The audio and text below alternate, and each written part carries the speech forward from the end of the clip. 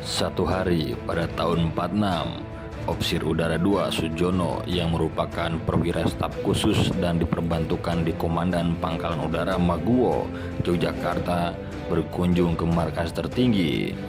Dia bertemu dengan salah satu petinggi Angkatan Udara Republik Indonesia, Komodor Muda Abdul Halim Pranakusuma. Keduanya bercakap dalam bahasa Belanda. Halim bukan orang asing bagi Sujono. Mereka sempat bertemu sebelumnya dan menempati kamar yang sama di Hotel Merdeka, Yogyakarta. "John, Anda akan menjadi komandan para trup," kata Halim seperti diingat Sujono dalam lampiran surat yang bertanggal 29 Juli 98 yang tulis di Jakarta dalam buku Baret Jingga. Sujono mengiyakan saja ketika dirinya ditunjuk memimpin pasukan terjun payung itu. "Baik," katanya. "Tetapi sebagai komandan pasukan para kamu harus bisa loncat dulu dengan parasut," kata Halim.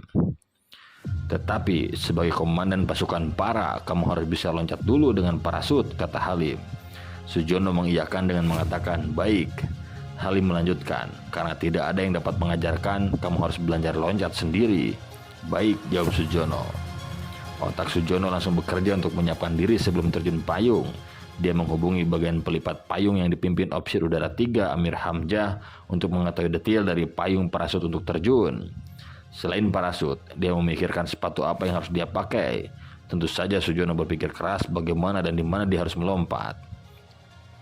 "Saya ingat-ingat lagi hukum Newton tentang gravitasi bumi dan kecepatan jatuhnya sesuatu benda.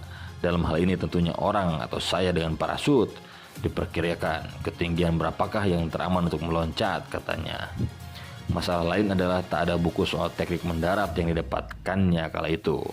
Beruntunglah dia bertemu dengan Sukoco, prajurit Opsir Udara 1 di Auri. Sujono mengenal Sukoco saat mereka di bawah militer Belanda mengungsi di Australia saat tentara Jepang masuk ke Indonesia. Sujono awalnya opsir di militer Belanda, Kenil. Sementara itu Sukoyo dari Angkatan Laut Belanda, KM. Menurut Sujono, sosok Sukoyo sudah pernah dilatih dan dilemparkan in action behind enemy lines dengan parasut untuk silent operation.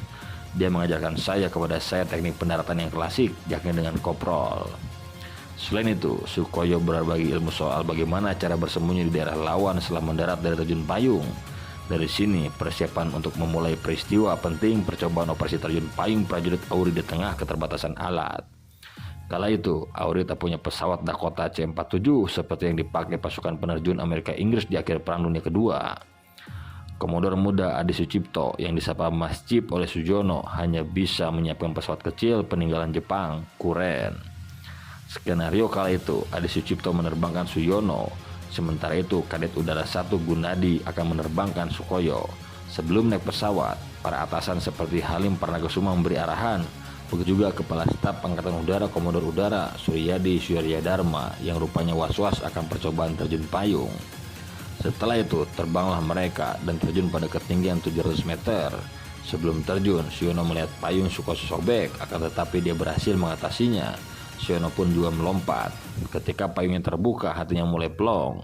Suyono bahkan berhasil mendarat sempurna tanpa harus koprol di rumput-rumput yang tinggi. Setelah mendarat, Suyono baru tahu bahwa Komodor Suryadharma khawatir dengan aksinya itu, karena Suryadharma tidak yakin dengan kondisi payung parasut yang tak terurus dengan baik saat dipakai untuk terjun. Uji coba penerjunan perintis Auri ini dilakukan pada Desember 46 versi Suyono yang seperti tercatat dalam buku Baret Jingga itu. Sementara itu, buku Bakti TNI Angkatan Udara 46-2003 menyebut penerjun pertama Auri terjadi pada 12 Februari 47. Amir Hamzah, Legino, dan Pungut terjun dengan bantuan penerbang Suhodo, Adi Sucipto, dan Iswa Yudi. Sementara itu, menurut buku itu, penerjun kedua dilakukan oleh 4 pemuda Indonesia yang pulang ke tanah air dari Australia untuk tergabung dalam trio Tentara Republik Indonesia Udara, masing-masing Suyono, Sukoco, Sangkal, dan Mudasir. Buku awal Kedirgantaran di Indonesia, Perjuangan Auri tahun 45-50 juga menyebut rombongan Legino, Amir Hamzah, dan Pungut sebagai penerjun percobaan pertama. Disebutkan dalam buku itu, meloncatlah Legino untuk pertama kali dalam sejarah penerbangan Indonesia.